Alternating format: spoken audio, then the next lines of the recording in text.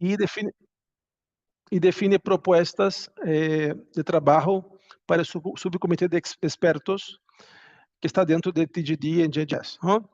Então, há reuniões 2 vezes ao ano, em julho e dezembro, em Ginebra, Nações Unidas, e, como vocês todos sabemos, se publica cada 2 anos uma versão de RHS, de Purple Book.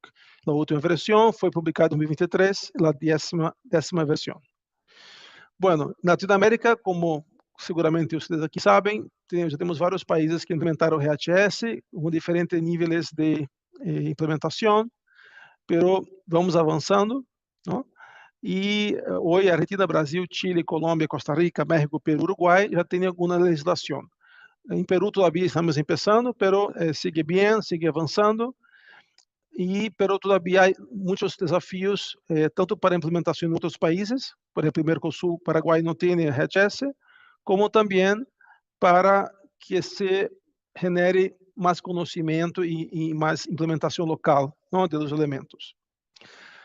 Bueno, desafios, não? Então, me pediu para falar um pouco de desafios de participação desses países em UNGGS, na subcomitê. Lamentavelmente, a maioria dos países não tem grupo focal, ponto focal, não? Obviamente há exceções, mas em geral não há corpo técnico dedicado somente a RHS. Muitos países têm pessoas que se dedicam increíblemente, não? Com muita paixão e têm muitas responsabilidades, pero é muito pouco, não? Haveria que haver muito mais recursos na Latinoamérica para o tema. No Brasil, por exemplo, hasta hoje não há uma área dedicada a RHS no governo. É uma política pública, tem que ser a largo prazo e não de governo. Então, o que passa é que por hoje é muito difícil para os países participarem de reuniões das Nações Unidas porque não há fundo, como para outros programas multilaterais, que pueda financiar estes viajes, esses custos, que esses países possam participar cada 2 vezes ao ano das reuniões de Ginebra. Então, a participação é muito limitada.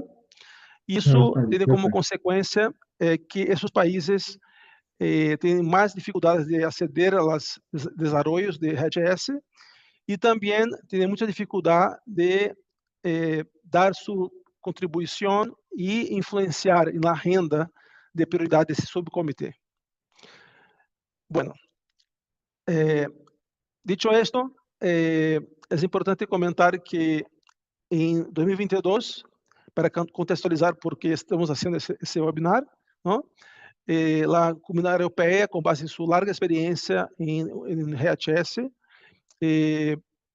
publicó una propuesta para nuevas clases de peligro, con base en la legislación europea, pero también con otras classe de peligro que também estavam na proposta original da legislação europeia, da CLP, que, bueno, essa semana se publicou, finalmente, e que, por isso, se generou mandato para grupo informal de trabalho para discutir, explorar o estado de ciência dessas novas classes de peligro e fazer recomendações com base no estado de ciência para o UNGGS Subcommittee. E que, bueno, isso é obviamente para definir se aplicaria, se recomendaria que se generasse novas classes de peligro dentro do RHS. Então, o SGA, por isso, sempre foi muito ativo no tema de RHS globalmente, através de seu programa Responsible Care, pero nesse momento, em 2022, também generou grupo de trabalho específico para isso, do qual atualmente sou chair, e trabalho junto com Rebecca O'Donnell, que está aqui também, e estamos representando uma delegação da indústria química em las reuniões de UNGGS e também nas reuniões de los grupos de trabalho de PHI, Potential Hazard Issues, e também grupo de expertos que de SCA participa nos grupos de trabalho de OECD para desreguladores endócrinos e persistência e mobilidade. Bueno, para encerrar minha apresentação, me gostaria de comentar que é desafio, não, para o UNGGS Subcommittee, para esse comitê de expertos, aumentar a participação de países em desenvolvimento como membros efetivos.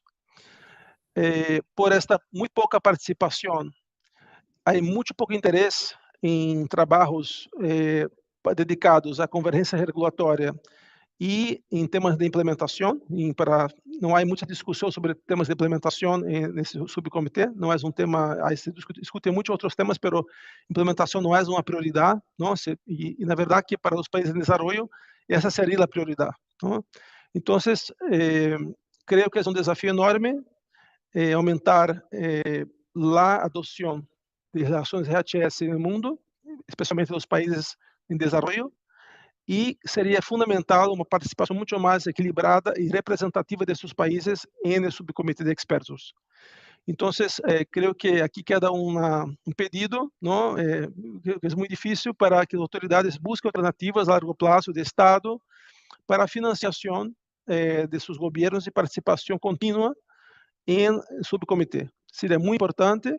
E também para promover cambios, porque, por exemplo, hoje não se permite reuniões híbridas, não há muita interação, não, com países de desenvolvimento.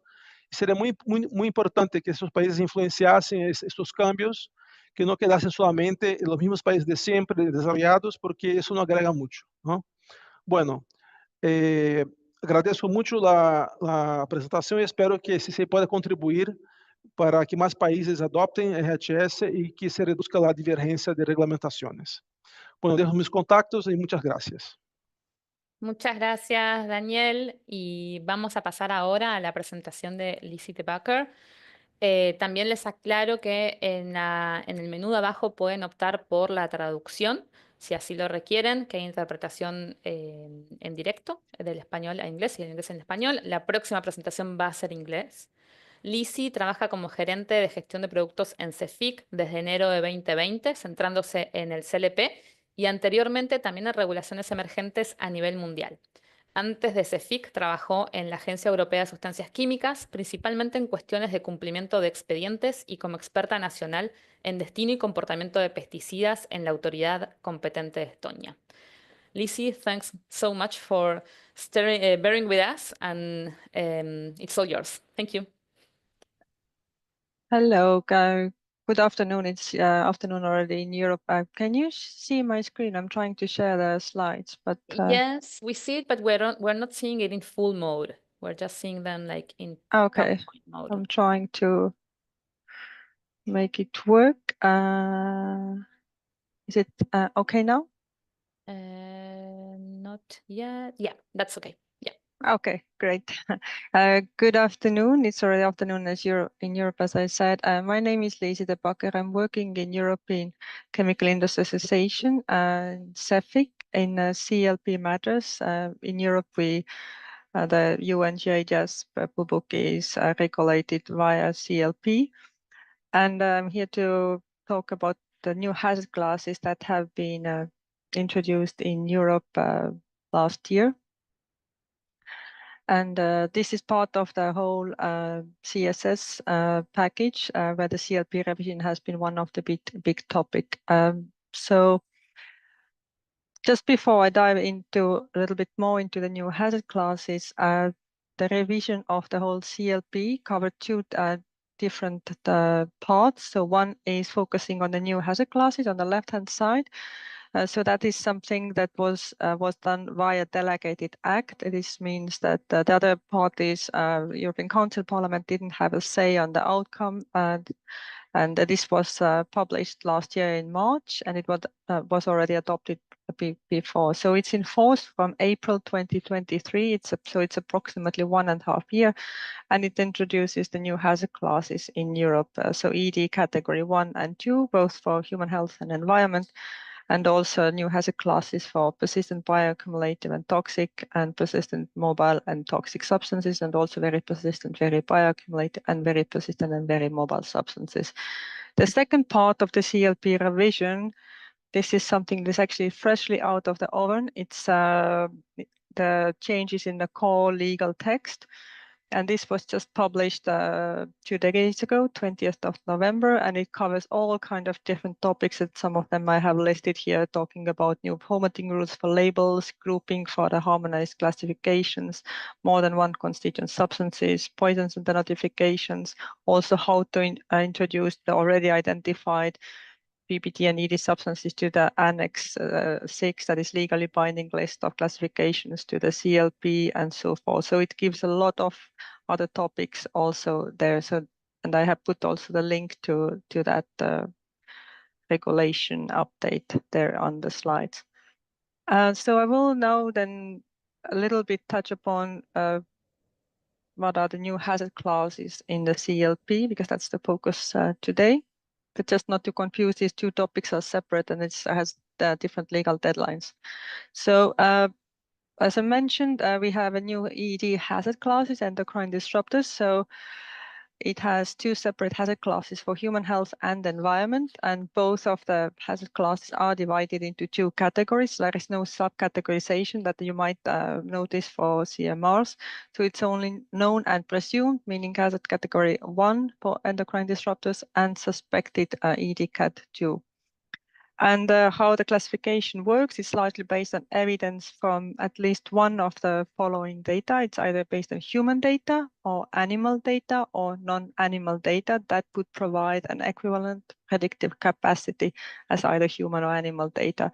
Today, we know that the third point, the non-animal data, is still relatively under development. There are not yet so many methods that you can use to classify only using the non-animal data to classify, but that's something that is clearly under very fast development as well. And the endocrine disruptors, the definition is based on WHO definition. It's an exogenous substance or mixture that alters functions of the endocrine system and consequently causes adverse health effects in an intact organism or its progeny or subpopulations. And there has to be three conditions met, and there has to be endocrine activity demonstrated. There has to be an adverse effect in an intact organism or its offspring and future generations. And the third, there has to be a biologically plausible link between the endocrine activity and the adverse effect. So the former 2 points. So that's the theoretical part of the ED hazard classes. Then when we talk about PBT and VPVB and PMT, VPVM hazard classes, I hope I'm not talking too fast, by the way. This PBT concept and VPVB concept is something that is taken over from REACH. And the P and the T, P and B for the PBT substances are exactly the same as under REACH, the criteria. There is a small change in the T part, so the ED category 1 substances are now also added to the T. And the PMT and VPVM has class, the P and T part are exactly the same as in the PBT hazard class, but the mobility is a totally new concept. When we talk about risk assessment or hazard assessment, and this is for the substances that have a log K or C, that is organic carbon partition coefficient. So when this value is less than 3, the substance is considered mobile, and in case the log K or C is less than 2, the substance is considered very mobile. So that's in the big picture. So with so the concept is very the PBT criteria are almost exactly the same as under REACH, except the addition of hazard category EDCAT 1, and the PMT is a new concept. However, this is something that in Europe has been already partially regulated or similarly regulated on the equivalent level of concern on the SVHE substances. So these are the criteria in the delegated act. When we talk about the timelines, this is a slide from European Chemicals Agency. So the substances that have been placed on the market before 1st of May, they have to be classified in 20. They have a 24 plus 18 months, and then if the substances have been placed on the market after 1st of May, they don't benefit from the transitional period. As you see on the darker blue box, there is a transitional period of 18 months given for the reselling of the stocks. So 1st of May 2025 is the first date to comply for the classification of the substances. And then it's November 2026 for the substances and already on the market. And similar timelines are for the mixtures. So the mixture classification deadline is 1st of May 2026, or if you can benefit from the transitional period, then it's 1st of May 2028.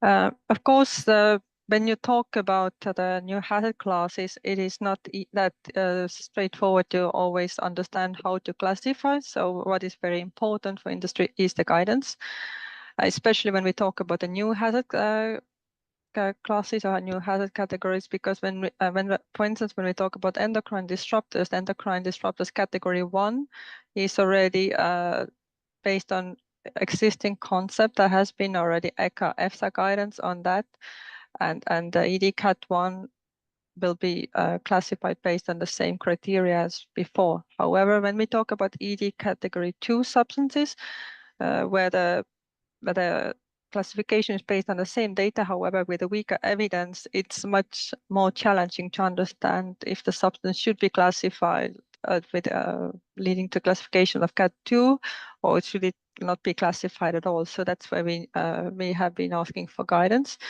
And similar, as I mentioned, mobility is something, a new concept. Also, the guidance there is essential. So the guidance itself was actually just published last week, 13th of November. So there is now guidance available on ECHA website. And also this week, earlier, ECHA has had a webinar explaining how the new guidance has been developed and what are the contents of the new guidance. I put the link there as well. In case any of you followed this webinar, there were a lot of questions asked, and ECHA will publish a Q&A document in few weeks. So hopefully still this year on several questions that have been asked in the webinar. So this will be publicly available as well. Also, the Euclid template is available from this spring for the new hazard classes. And also ECHA has a whole dedicated website on the new hazard classes about the transitional measures, how industry should prepare, and also referring to the guidance.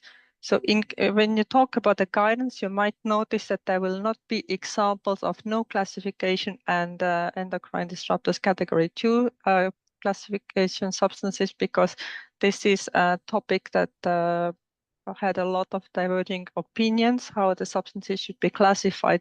So in Europe, we have risk assessment committee in ECHA that is classifying legally binding CLA's classification to the substances, and this will be most likely defining how those substances will end up being classified later on. So today we don't have examples in the guidance for the EDCAT 2 and no classification substances.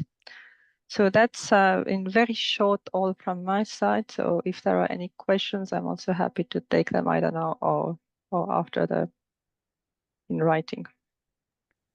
Thank you so much, Lizzie. So for everyone, we can take questions in the Q&A section.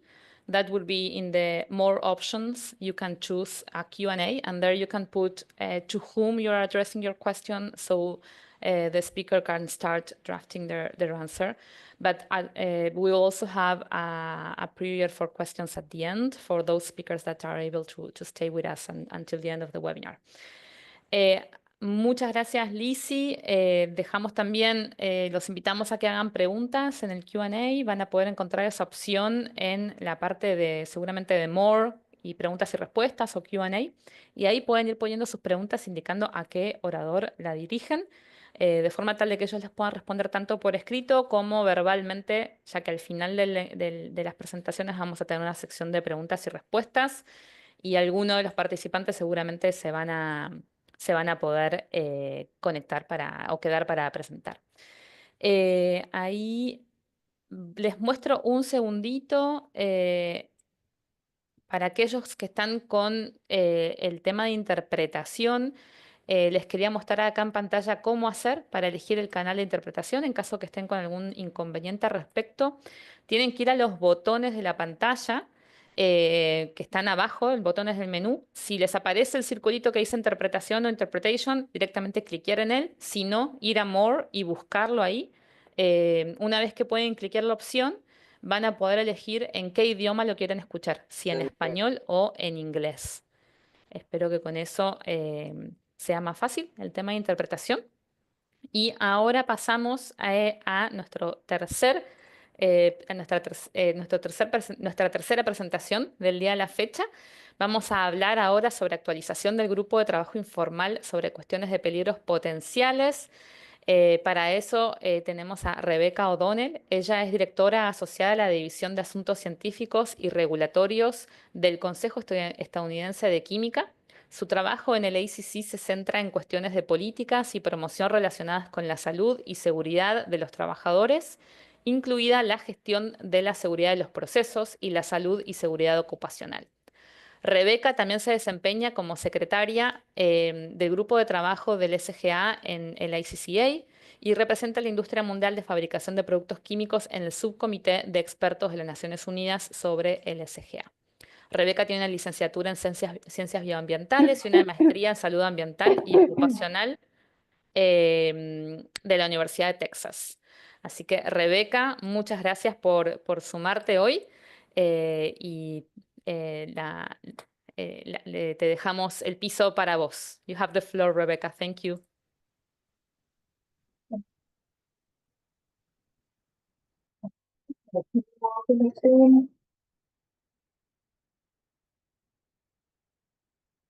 Can you hear me? Can you see my screen? We can see the presentation, but we cannot hear you very well. Maybe if you can come closer to the mic. Not louder. Is that better? Not really. Maybe it's me, but I cannot hear you that well. Let's check again. No, Rebecca, actually, you sound garbled.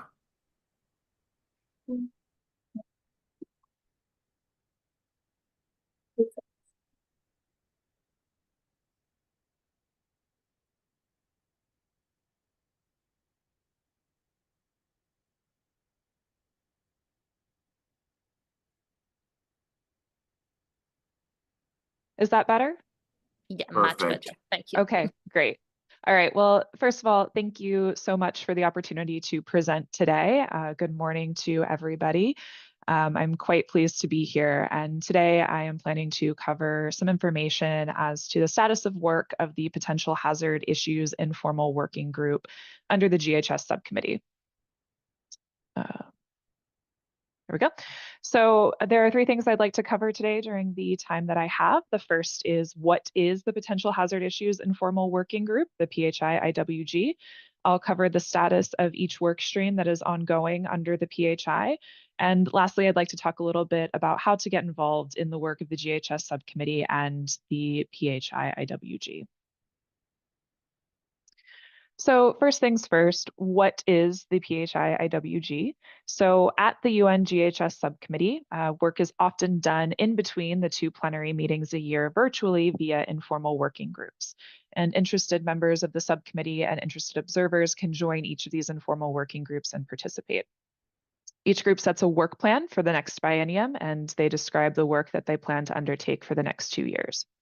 So following the decision by the EU to add the new hazard classes to the CLP that Lisi just discussed, the EU submitted a proposal to begin work on adding the CLP hazard classes for consideration within the GHS at the subcommittee level. And ultimately, this led to the formation of the Potential Hazard Issues Informal Working Group, the PHI-IWG, or just the PHI for short, following the 42nd session of the GHS subcommittee in December 2022. There's been a lot of interest in this work, and so there are many members of the informal working group that includes both country representatives as well as observers, including ICCA. And the work of the PHI really began in the 2023-2024 biennium, and it began with a prioritization survey to determine the best order in which to address the different hazard streams, because there was consensus that not all of the hazards could be addressed at the same time due to resource constraints. Endocrine disruption was the top priority, and so work began on endocrine disruption in early 2023. And I'll go through each hazard class and I'll describe its status and then some of these significant points of discussion that have happened so far.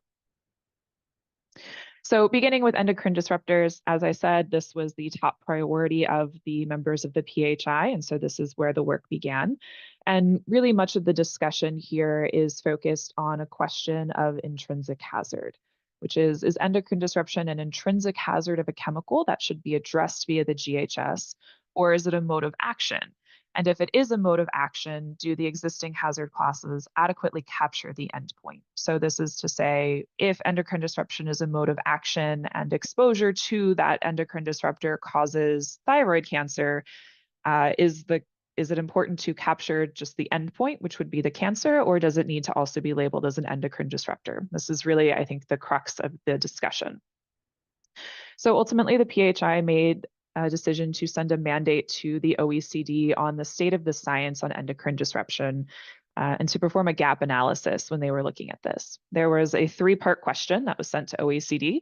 So the first was using that 2002 WHO definition of an endocrine disruptor, identify any gaps regarding the possibility to adequately classify and label substances and mixtures with endocrine disrupting properties, to review the state of the science to identify methods to identify endocrine disruptors.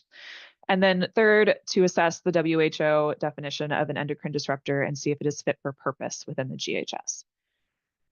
The work of the OECD began last September, and OECD hired both a human health and an environmental health consultant to conduct a targeted literature review to identify endocrine disruption relevant methods and to provide input on the suitability of those methods to classify and label endocrine disruption under the GHS.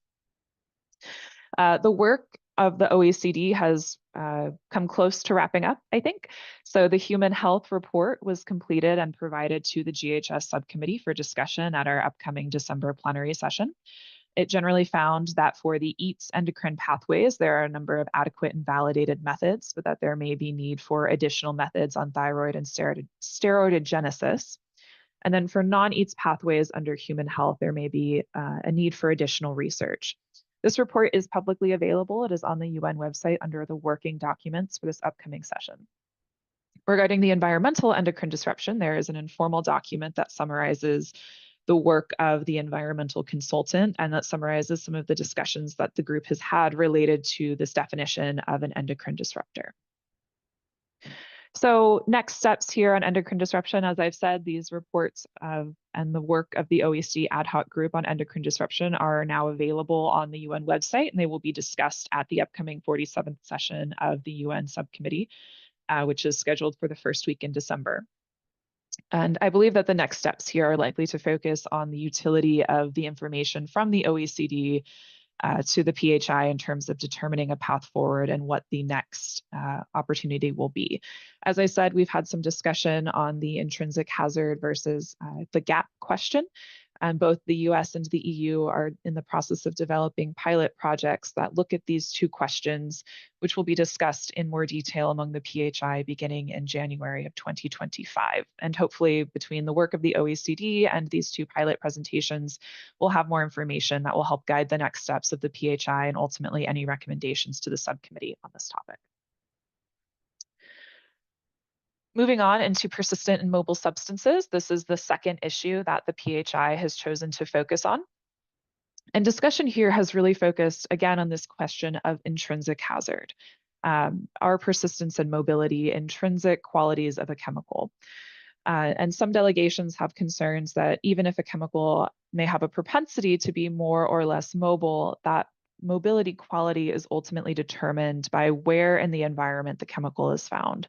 So for example, the mobility of a chemical may be heavily influenced by soil characteristics or average soil temperature, and that those are qualities that will vary around the world. And so there are questions as to if this can really be considered an intrinsic hazard. And there's also been some questions about when and how to evaluate toxicity for that PMT hazard class that Lisi mentioned. So again, we had another mandate that was sent to the OECD to assess the state of the science on this topic. That was approved at our July subcommittee meeting, the 46th session. And the work of the OECD ad hoc group on persistent and mobile substances began just a couple weeks ago. Began with a kickoff meeting. And while a timeline has so far not been presented, I think we can anticipate that work will continue throughout at least the next year, if not a little bit longer into the next biennium. The OECD work group is planning to meet jointly with the PHI in December to address any questions that have arisen from those expert groups as to the mandate itself in order to begin work. And then the OECD ad hoc group on persistent mobile substances will be meeting quarterly into 2025. The next hazard stream that I'd like to discuss is persistency and bioaccumulative substances, or PBPBT. I believe that this is likely to be the next work stream that the PHI addresses as we begin our work in 2025, although there is, I believe, a question of how we will discuss persistency, given that the question is currently at the OECD for the persistent and mobile hazard classes. And I think that the PHI recognizes that we will need to balance that information and sort of merge these two work streams when it becomes appropriate. But the goal at this point is to use the same definition of persistency for both the PM class and the PB class. So you can see where that work will need to be aligned. The goal will be to assess persistency and bioaccumulativeness both on their own as individual qualities and in combination. And at some point, again, we will include toxicity. And at this point, there's been no timeline discussed for this work stream at the PHI. Moving on into immunotoxic substances, this is a work stream that is being jointly led by ICCA in the United States. We are planning to analyze the state of the science on immunotoxicity via a number of methods, including presentations from experts as to the most recent science in this area from different regions of the world.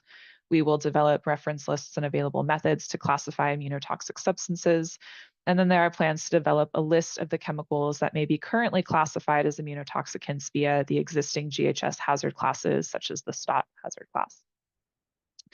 While we are into... Sorry to interrupt you, but can you please speak a little slower? The interpreter is having some challenge here. Yes, I'm very sorry. The work on immunotoxic substances is not anticipated to be completed during the 2025 and 2026 biennium, though we do intend to start this work and hopefully accomplish all three of the above objectives within the next 2 years.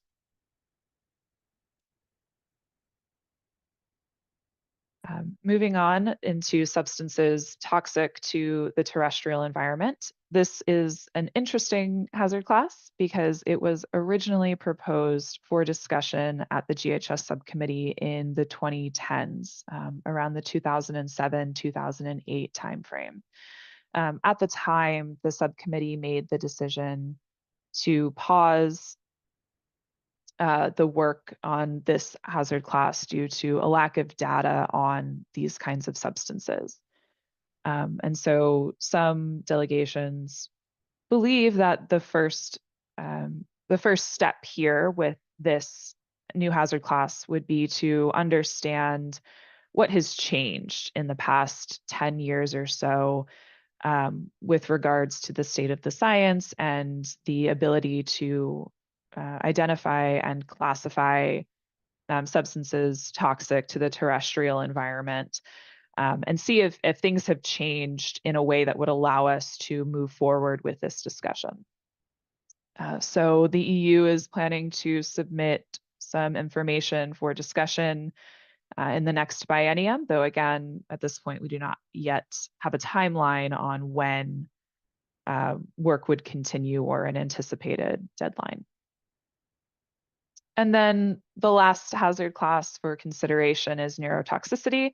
This one is quite easy. Due to resource constraints, there are no plans to discuss or move forward with this hazard class during the next biennium, unless additional resources become available at a later date. And I wanted to just provide some information on some of the major milestones that have occurred over the last biennium, just for your awareness in a different format. So, of course, back in 2023, the mandate to the OECD on endocrine disruption was approved, and the work plan of the PHI for 2023 and 2024 was also approved. In September of 2023, the OECD endocrine disruption ad hoc group was formed and began their work. And then the PHI began work on persistence and mobility. In this July 2024, the mandate to the OECD on persistence and mobility was approved. And then this November, the work of the OECD persistence and mobility ad hoc group began work. Coming up very shortly at our 47th session in December, we can anticipate discussion on the final report of the OECD on endocrine disruption. And then, as I've said, beginning next January, I think we can expect to see discussion on terrestrial toxicity, immunotoxicity, and this PBT question. So I'd also like to talk a little bit about why to get involved in the work of the subcommittee and the PHI. And I believe Daniel has already touched on some of this in his presentation. But the PHI meetings and all other informal working group meetings are held virtually. So there may be an opportunity to participate in those meetings, even if travel to Geneva for the subcommittee meetings is itself a concern. The Latin American region is not often represented at the GHS subcommittee or on the PHI, and changes that are made to the GHS will affect all regions of the world. And so it would be good to hear from countries in this region as to their concerns, their questions, successes that they have had in implementing the GHS, and the position of the governments in this region. And that goes for the work of the PHI as well as the work of the other informal working groups. So if you're interested in getting involved, if you are an ICCA member, so a trade association or a multinational chemical company, you can contact me. My email is on the screen, and I would be happy to get you involved in our policy group on this topic. If you are a government representative who is interested, you may contact the UN Secretariat, Rosa, and her email is also on the screen. I did email Rosa before this presentation, and she said that applications from this region would be welcome for participation. I believe there are several countries that are already full members on the subcommittee, but those who are not yet full members, but who are UN member states may participate as observers in the meeting. If you are classified as an observer, then you may participate in the discussions, voice your opinions or positions, but if there is a vote, observers cannot vote. And Rosa, as I said, did let me know that applications from this region would be most welcome at the subcommittee, and that Spanish interpretation is available for the plenary sessions of the subcommittee in Geneva. And then the last thing that I just wanted to say is that, and this is also something that Daniel touched on earlier, but you all may be aware that the recent global framework on chemicals had several targets related to the GHS, I think most notably target B6, which states that by 2030, all countries should implement the GHS as appropriate to their region. And ICCA is interested in learning more about some of the barriers or the challenges that you might face in implementing or updating the GHS in your respective countries. And we hope that this information can allow us to bring some of the concerns of this region to the subcommittee level, even if you're not always able to participate in the meetings. So to that end, we are in the process of developing a survey for competent authorities to provide their feedback on some of these questions. And we're hoping to release this for completion and discussion sometime early next year. So I hope that we'll receive good participation from this region. And that concludes my presentation. So Alejandra, I will turn it back over to you. Thank you so much. Thank you very much, Rebecca. Thank you for your presentation, and you already have some questions in the chat. I hope we have some time to address them at the end, but we had some delay. So thank you for the presentation. You can maybe respond some of them in written in the chat. Thank you. So now we are going to Neil. Ahora paso al español. Vamos a tener la presentación de Neil Smith sobre perspectiva de la industria sobre las nuevas clases de peligro. Neil es gerente de medio ambiente, salud y seguridad en MI, en el Afton Chemical Limited. Tiene 40 años de experiencia en la industria química y ha trabajado en una amplia gama de puestos, incluido investigación y desarrollo, ingeniería de calidad, gestión de fabricación y como profesional de la salud y la seguridad.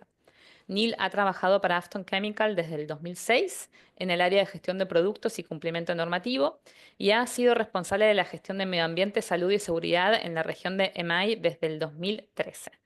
Muchas gracias, Neil, y tenés la palabra. Thank you, Neil. You have the floor. Thank you, Alejandra. So my name's welcome everybody, and good morning to you. So my name is Neil Smith. So I work for Afton Chemical Corporation. I'm based in the UK, but I support for the whole of the European, Middle East and Africa and India region for Afton, which includes carrying out REACH registrations and being responsible for completing all of our European responsibilities. So I'm going to have a look at an industry perspective of some of the things that we have to do now, some of the things we're expecting in the future, and some of the challenges that we're expecting to come from the introduction of these new hazard classes. So first of all, though, I just wanted to give a very brief overview of who Afton are so that you can understand the sorts of things that we need to do in relation to these regulations. So we are a formulator of chemical additive packages, which may contain, I don't know, between 5 and 20 substances. We make our additive packages are used to formulate lubricants in vehicles, in other equipment like wind turbines and hydraulic systems. And also we make additive packages for fuels as well. So looking at what is initially required, and we've had a look at the timelines already, but I just wanted to say that, you know, one of the things to understand is that placing on the market is something that's well defined in CLP, and it means supplying or making available, whether in return for payment or free of charge. So one thing to consider is that it's not just your commercial products, but it's also your samples that you're placing on the market, the EU market, that need to be classified in this way. So initially, obviously, the clear things that we need to do is we need to classify the substances that we're placing on the market. And the good news is that under the requirements of CLP, we can do this based upon the existing data. And there's, I think, you know, we were a bit concerned about the guidance not coming out as soon as it has, but is now in place, so we can begin to look at that. But I think, you know, one of the challenges with that guidance is that, you know, it's quite complicated. It's not going to be simple to follow, and we'll talk about that in a second. Once you have classified your substances in accordance with these endpoints, you will need to update your CLP notifications. If you're importing, one thing to note, there's obviously, if you are importing above 1 metric ton, you would be required to REACH register. And when you update your REACH registration with these new endpoints, then that would update your CLP notifications automatically. Once you've identified how your substances should be classified, you'll then need to look at classifying your products and updating their SCSs and labels in line with the specified deadlines, which we've discussed a bit earlier. Just to mention some of the challenges that are going to come with this process is that this is not straightforward. And, you know, even with the help, as I've said, of the recently published guidance, this is quite complicated. And if you look into the guidance, you'll see that even the evaluation for things such as PBT and VPVB, which are well known under REACH, and already have assessments in your REACH dossier, the considerations to be taken into account in the CLP guidance actually go quite a long way beyond what those are currently specified in REACH. So there's further considerations to take into place. So this isn't something that you could do really without the assistance of tox and ecotox experts. Looking at the longer term, I mean, obviously one of the key principles of EU REACH is that, you know, they want to know what the hazards are of the substances and polymers that are being placed on the European market. So there is a key principle that, you know, if you haven't got any data, then you don't have a market. And that's why you have the tonnage bands, and in each tonnage band, it's specified what tests are required, so that there is at least a basic set of data, even on the very low volume substances that are being imported into Europe. One of the challenges that comes about with this is obviously while the CLP changes don't require you to generate extra data, REACH is coming, and the update to REACH is going to specify testing that will be required in order to support and really understand what the classification of substances should be. Sorry. So we're going to have the additional data requirements specified in the EU REACH legislation. That's not actually available yet, even in draft format, but we will expect something probably by the end of 2025. And I think one of the things to bear in mind is that, if you're looking, well, for some of the endpoints, perhaps like the PMT endpoint, most of the substances registered above 100 metric tons will probably have the data that's required, particularly with regards to the endocrine disruption endpoint. There's going to be considerably more data required. And even the lower tonnage bands, I think, looking at what's been proposed by the European authorities, we're probably looking at requiring several assays in order to determine whether a classification is appropriate. And when you get to higher tonnage bands, you're going to probably be looking at animal testing in addition to that. And I think, broadly speaking, registrants should expect some additional costs. So if you have a high volume substance that you're importing or manufacturing in Europe, you're going to be looking probably around $2 million in testing costs. And even for a substance that you may be importing 7 or 8 metric tons a year, you could easily be looking at an additional $150,000 just to carry out the endocrine disruption testing. The other thing to bear in mind, which you may think is good news, is that due to the constraints on test lab capacity, we won't be able to carry out all of this testing in one go. So it's likely to be carried out over an extended period of time. And probably what will happen is it will happen as ECHA looks at dossiers and requests the data by the normal dossier compliance process. Now, while, as I said, you might think that that's good news, that the costs are going to be spread over a long period of time, the challenge is that actually you won't know whether your substance is going to be classified ultimately as an endocrine disruptor, maybe for 10 to 15 years. And that makes it quite hard because there remains that level of uncertainty about the classification of a substance that you're using. So then another thing to consider is the increased risk of regulatory action against substances and products. We've talked about a number of CLP hazard classes. All of these are substances of very high concern endpoints. So that means that they are potentially subject to being banned in Europe or perhaps restricted in the way that they can be used.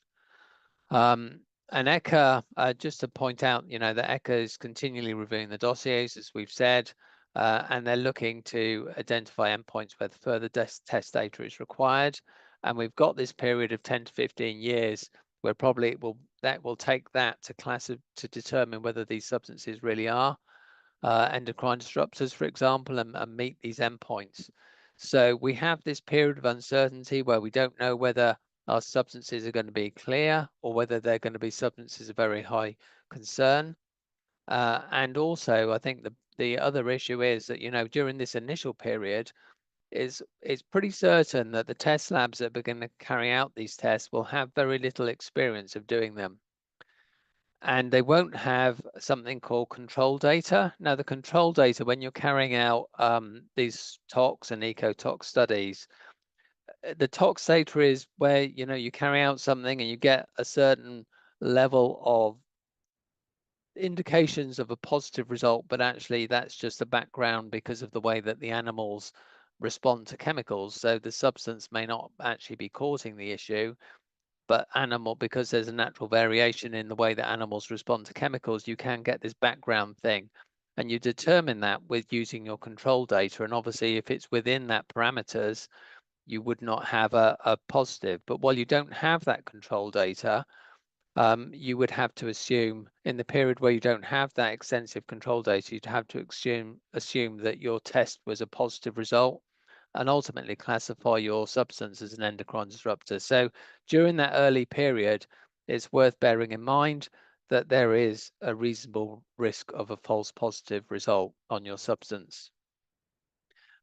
And to some extent, you know, that may happen quite a lot, particularly where you've got this high volume of testing required and you've got new labs setting up to run with very little experience. So, you know, one thing to bear in mind as you think about the lab that you're using to test your substance is you may want to decide that actually we're going to use this more expensive lab because they've got a better test, they've got better experience and a better control data set than perhaps this other lab that can do it more cheaply but doesn't have that.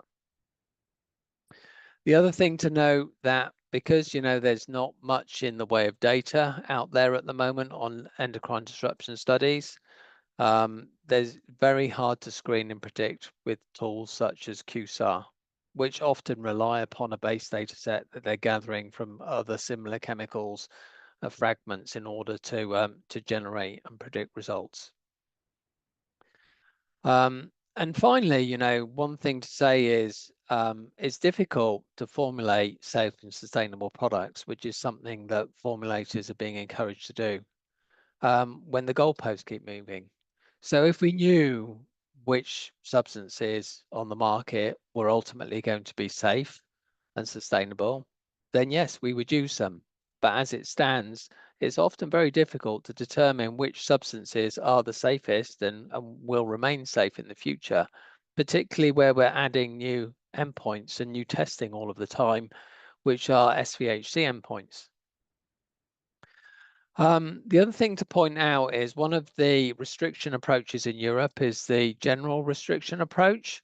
And that and effectively the way that that means at the moment is that if your product is classified as a carcinogenic, mutagenic or reprotoxic category 1, it cannot be sold to consumers because, and it's quite a reasonable position in that consumers are deemed not to be able to use that product safely with that hazard.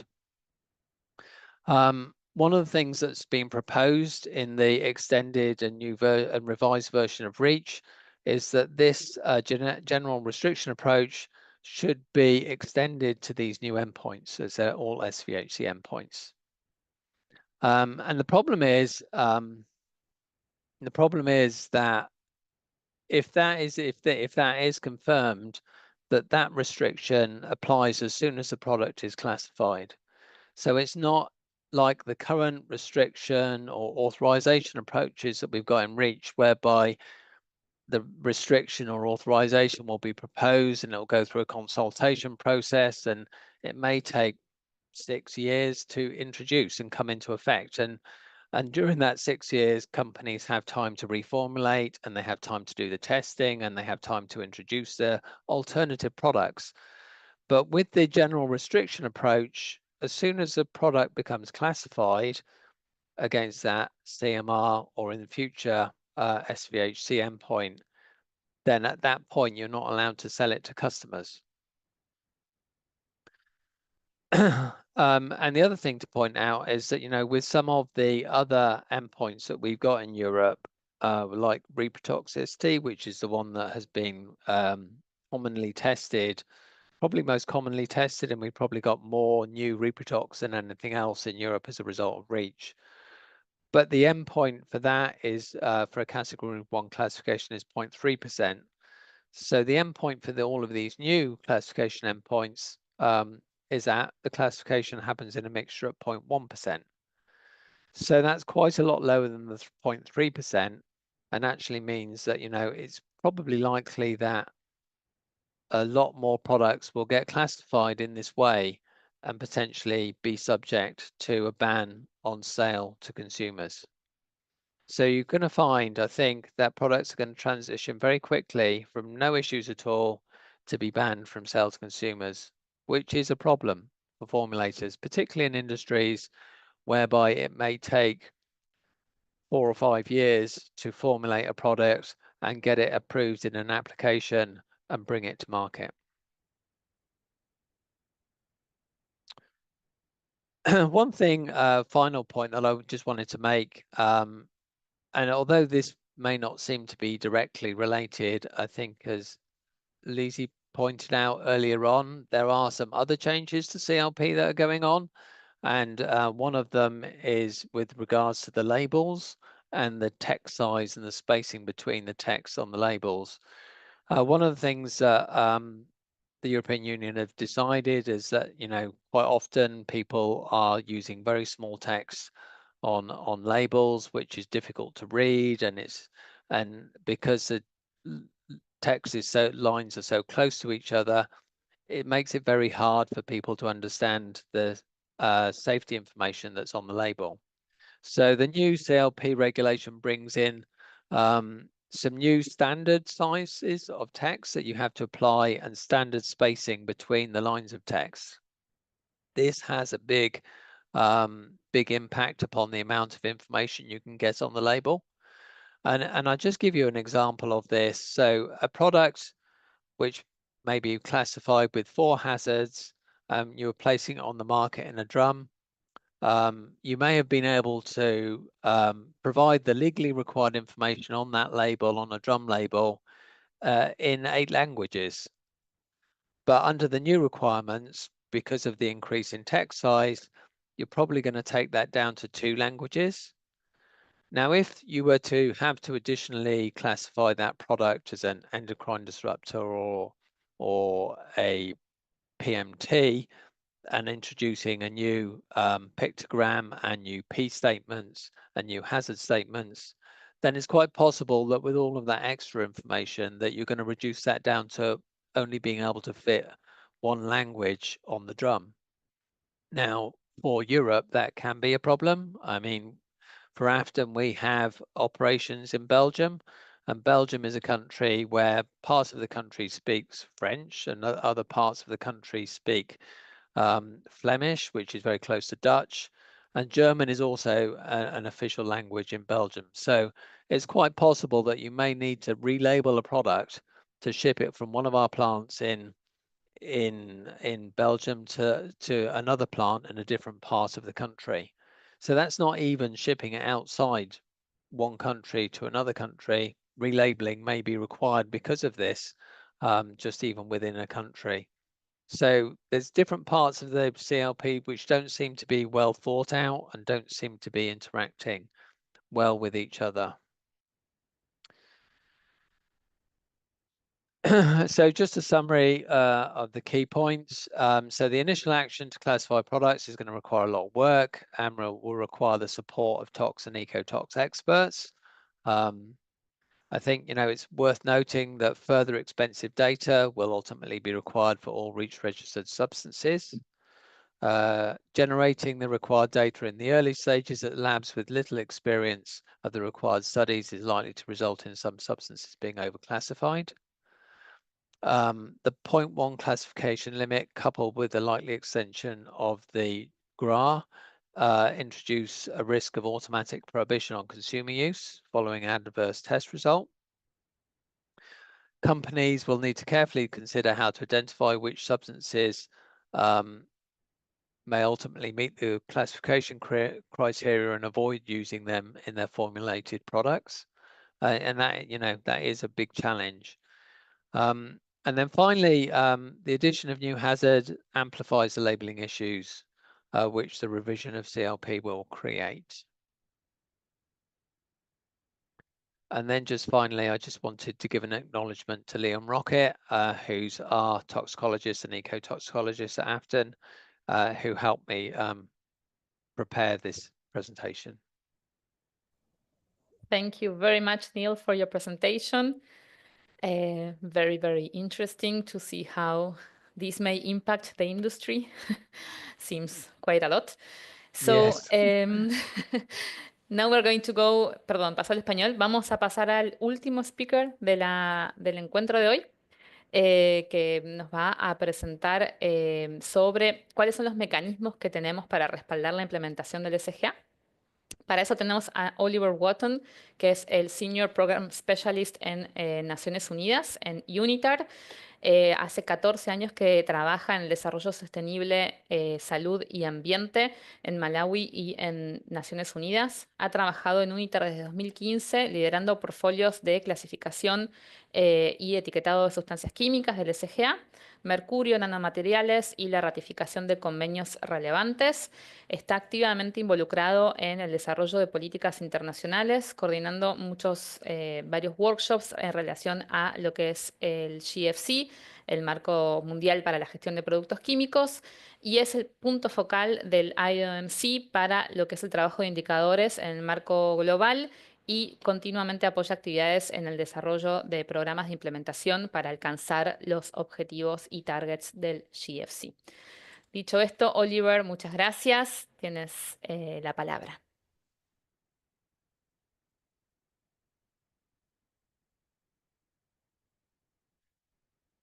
Great.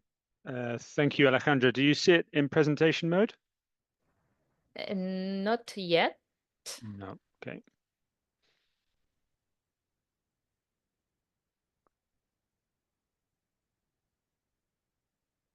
Sorry, one moment.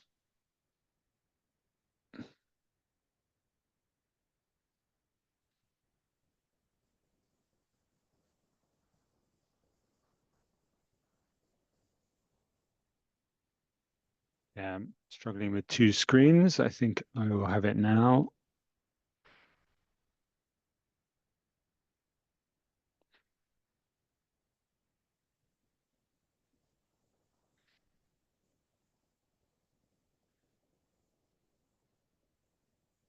Sorry. Right. Should work this time. Sí.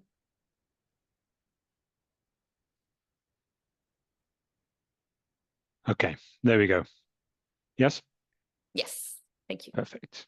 Okay. Right. Okay. Thank you very much, Alejandra. Sorry for the delay there. I know we're running a little bit late. As Alejandra said, my name is Oliver Wooten. I work from UNITAR and I look after our GHS portfolio. Thanks very much to the presenters. They provided some very technical, very interesting information. I hope I can add a little bit to this conversation. Maybe bring a different angle on the international policy context and make sure we're picking up those who weren't quite so familiar with all the information on the GHS and had some different kind of questions. So hopefully I can do that today and I'll try and run through fairly quickly. We've heard a little bit about the importance of the GHS at the international level. So at UNITAR, we often consider that. We come down from the UN level. We're trying to implement global policies and very much hold these kind of these statements in mind. So, for example, the last one, the Global Chemicals Outlook 2, under Action 1 on developing effective management systems, calls for full implementation of the GHS. And these kind of multi-stakeholder developments and commitments we very much hold close. We see the GHS very much relevant to a wide range of issues. So you can talk about agriculture with the FAO and WHO Code of Conduct on Pesticides. WHO includes GHS in its chemicals roadmap. ILO Convention 170 is very much based on labeling and safety data sheets. The Rotterdam Convention, the Stockholm Convention have direct references.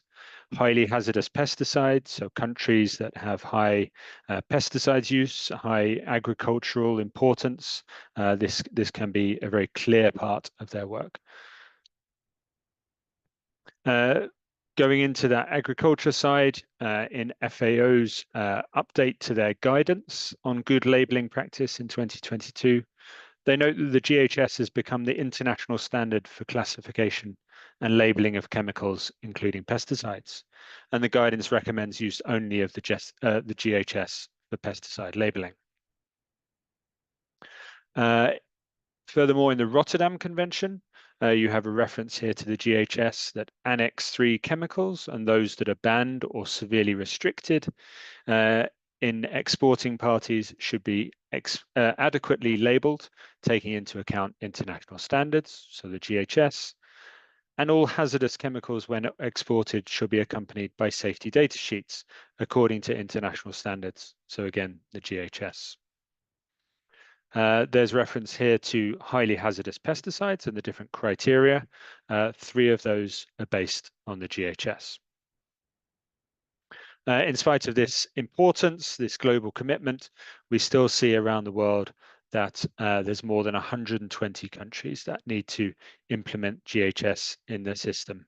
Of course, on top of ongoing implementation issues we're discussing today about updating revisions, new hazard classes also is a factor. But one of our main concerns is starting with legislation in newly adopting countries. As Rebecca mentioned, there is a target under the global framework of chemicals, so I will just leave this reference here in my presentation for when it's shared. So for those who aren't quite so familiar with the GHS, the idea started in 1992 to have a globally harmonized system ready by the year 2000. That was the hope back then, with the idea to enhance protection for human health and the environment, to provide a legal framework, to reduce the need for testing. So our last presenter talked about increased testing requirements. That is, of course, a major issue, but some can also benefit from previous testing or established classifications from other jurisdictions. And the GHS would also facilitate international trade. It was based on previous work done in different jurisdictions as well, and this contributed to the first edition published in 2003. We also heard a bit about the subcommittee. So again, this is a slide that I'll leave in. I won't deal with too much, but indeed they meet twice a year, and over every 2-year cycle, they traditionally work on the amendments for the next version. So we expect revision 11 to be released middle of next year. The scope of the GHS, so it's based on hazards, so it's an important differentiation from risk there. There are 3 types of hazards currently provided across the different hazard classes, so 17 physical hazard classes, 10 health classes, and 2 environment classes. And these are split out by degree of hazard provided by the hazard category. It's across all stages of the life cycle and covers all hazardous chemicals. The main components or elements of the GHS are hazard assessment. So what's the criteria for classification? Is it hazardous, and how hazardous is it? And then how do you make people aware of the hazard? So communication through labels and safety data sheets. And here is an example of acute toxicity, where we show here the classification. You have the hazard category. So the lower category is 5. That goes up in severity to 1.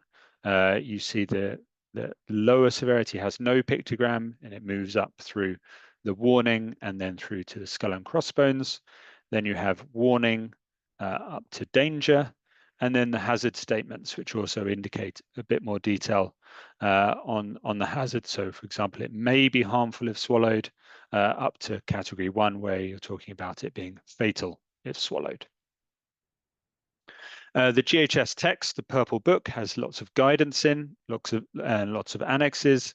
So here's an indication of some of the guidance for labeling. So example 8 in Annex 7, and also labeling procedures described in section 1.4.10. Furthermore, safety data sheets. So you have the 16 sections of the safety data sheets, all with further information provided. One example of that is section 2 on hazard identification. Just then quickly a little bit more about UNITAR and the GHS. So talking about mechanisms for implementation, how we can support. UNITAR is a co-lead of the global partnership to implement the GHS. We do this with ILO and OECD. And we do activities for training and awareness raising, developing implementation strategies, and supporting the drafting and review of legislation. Over the last 10 to 15 years, we've supported multiple countries and developing national implementation strategies. And more recently, we've been working on directing support for the drafting of legislation. And we're planning to provide support to new countries over the next few years. We've worked in multiple regions. So for example, we've worked with UNEP and the Gulf Cooperation Council to update their 2002 guidelines for the management of chemicals. It was noticeable that GHS and chemical accidents were significant contributors to those updates. We are working with UNEP in the African region in 4 pilot countries, Kenya, Nigeria, Ghana and Cote d'Ivoire. That's a project financed by the EU and ICCA. And also in the Caribbean region to develop a training program and assessment of GHS readiness. We have, working with our partners in the IOMC, a toolbox. So there's various guidance documents there. I invite you to look at the link to go further into that.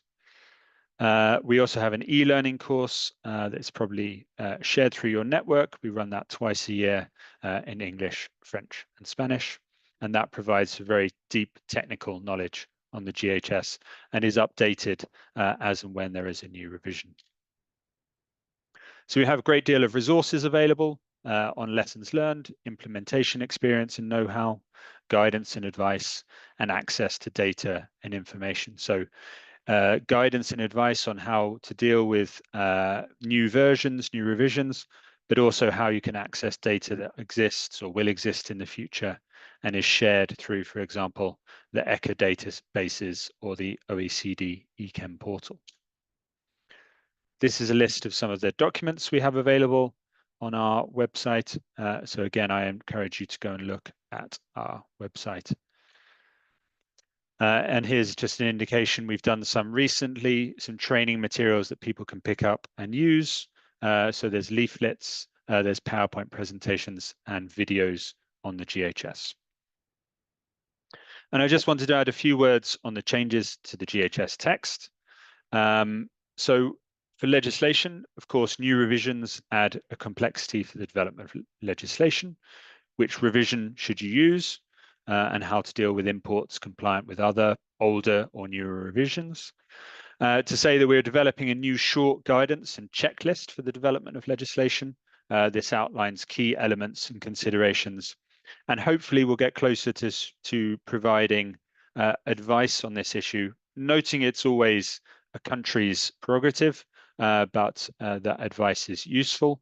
We were recently at a workshop in Nigeria where we were advising adoption of the latest version, so 10 as it stands, in the absence of compelling reasons to adopt different versions. So those reasons, of course, may include what your region is generally implementing, what your neighbors or your trade partners. But for Nigeria, they felt very comfortable that they would move on to the latest version, and then include in that legislation a mechanism to update and also to accept imports of chemicals compliant with other versions. And then training. So as I mentioned with the e-learning course, we do try as quickly as possible to add in the relevant changes. Often those are minor and technical in nature. It's not always about adding new hazard classes. So sometimes they're just simpler changes. It's important to note that those changes are provided on the UNECE website. Here's the latest version from the amendments from the 9th to the 10th edition. And UNITAR, with some partners, is intending to organize a webinar in early 2025 on the amendments going into revision 11. And one element, of course, of GHS implementation is the continuous need for training and awareness raising. The evolving GHS takes into account new health and environment safeguards, and this is evidence for the need to update the GHS, but also understanding that this adds complexities to countries that are trying to implement it. So thank you very much for me, and I'd be happy to try and answer any questions. And of course, Alejandra and the team will share my presentation. Thank you. Thank you, Oliver. Muchas gracias. Estamos demorados, por supuesto, pero les voy a pedir a los speakers que han podido quedarse, que son Oliver, Rebecca y Neil, si pueden quedarse unos minutitos más, que hay algunas preguntas. En el caso de Rebecca, tenemos 3 consultas, una relacionada a a la OCDE. ¿Qué pasa si la OCDE adopta los peligros relacionados a los disruptores endocrinos? Si esto hace que los países miembros tengan que desarrollar o cambiar su legislación. Otra pregunta relacionada a las vacunas, si son consideradas inmunológicas y es la relación de las vacunas con el COVID.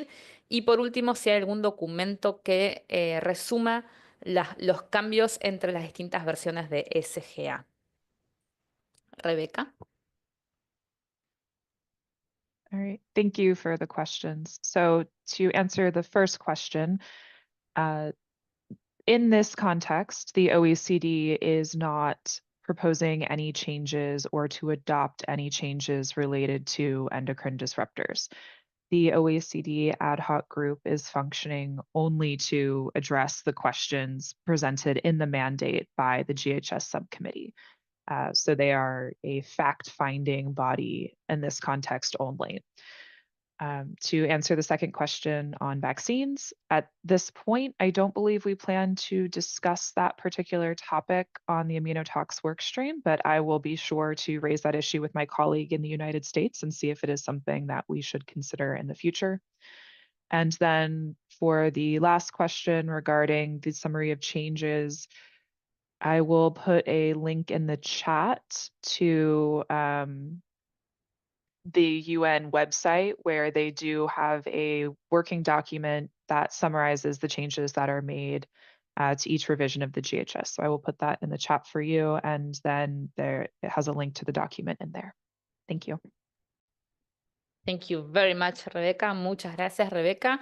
Tenemos una pregunta también para Oliver. ¿Están interesados los participantes, varios participantes, en conocer estos cursos online y entender si son gratuitos? Oliver.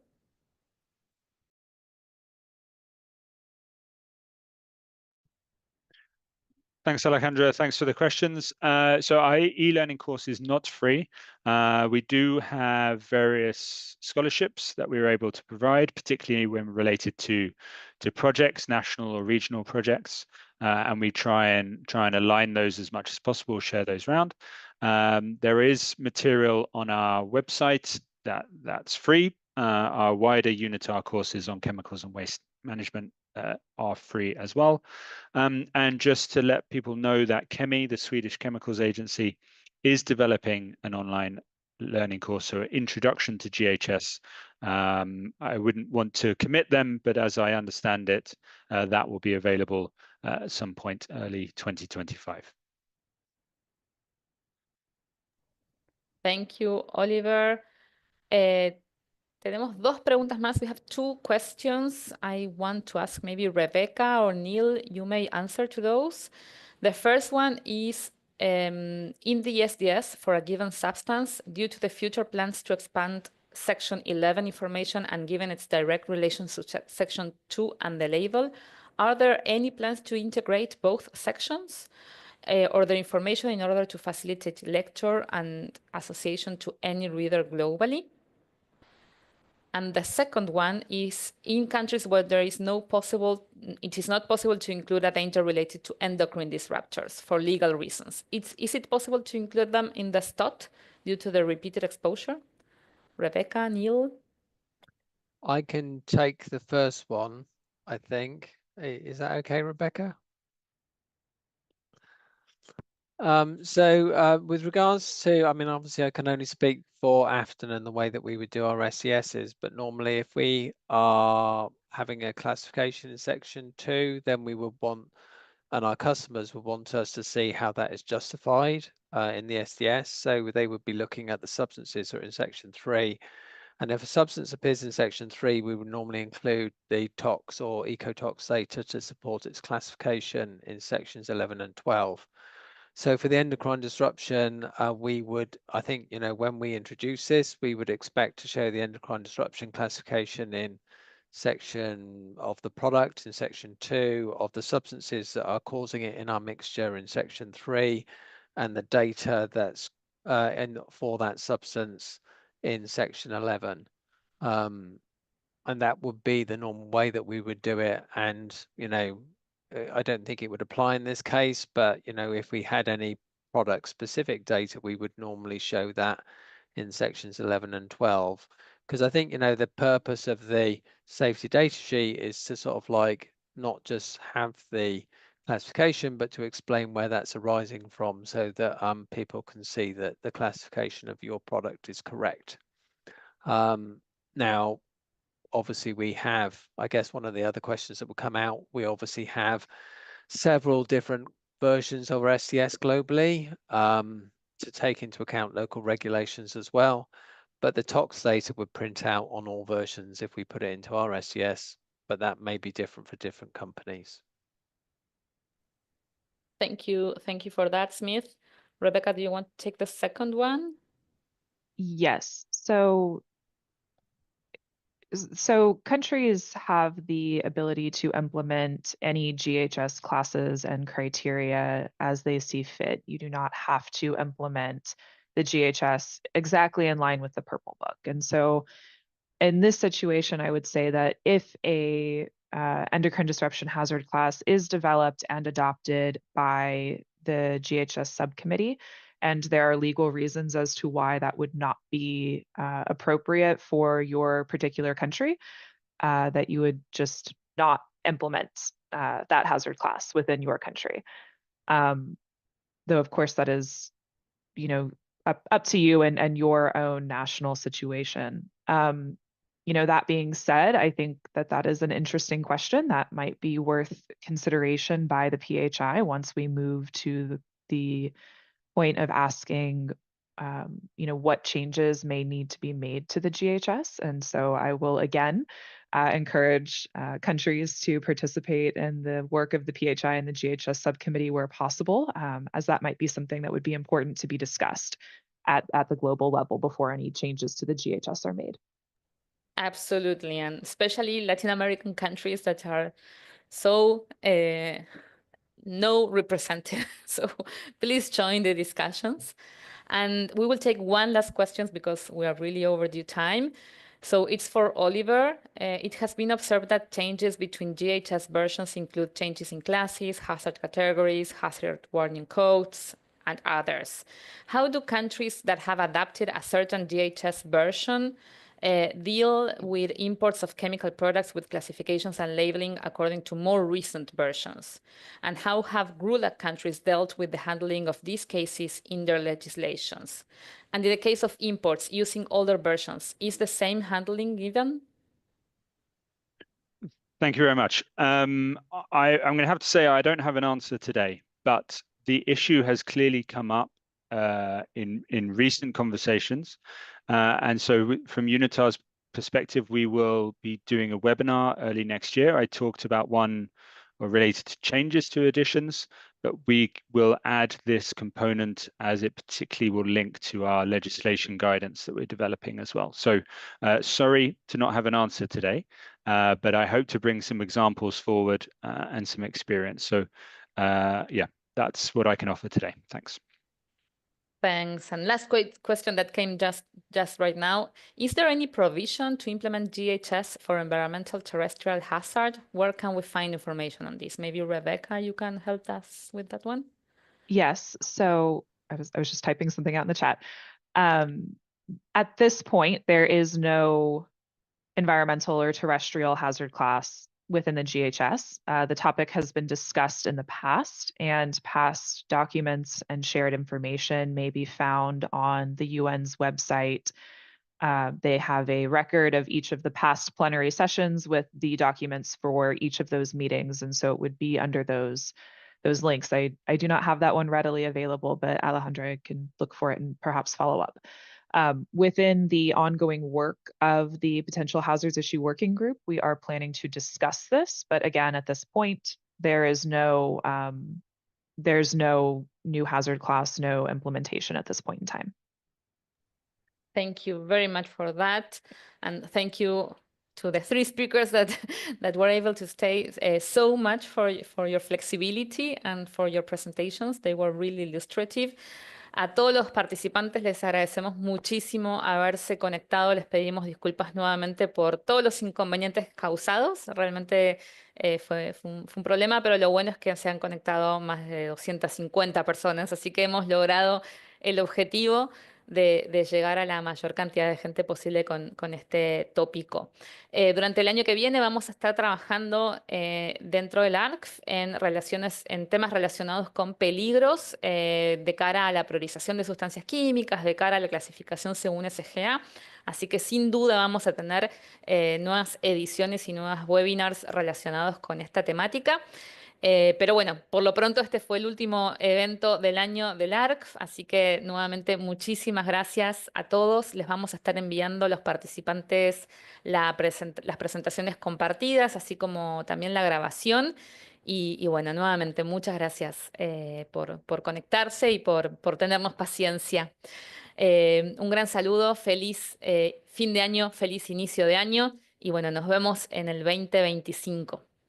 Thank you very much to all. Muchas gracias a las intérpretes también. Hasta luego.